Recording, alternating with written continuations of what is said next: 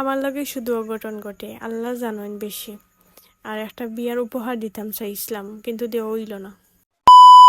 Finally আমার বান্ধবীর বিয়ে হয়ে গেছে। আপনারা সবাই দোয়া করবা তাই দাম্পত্য জীবনের লাগি।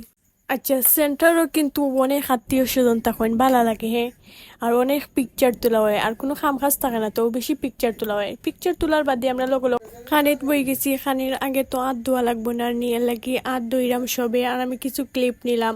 আর আমি তারারে ট্রাস্ট করতাম পারি না, আমি আমার নিজের প্লেট অথবা গ্লাস আমি নিজে দই। যারা আমার মতন আছে আর কি, তারা নিজেরটা নিজে দয়।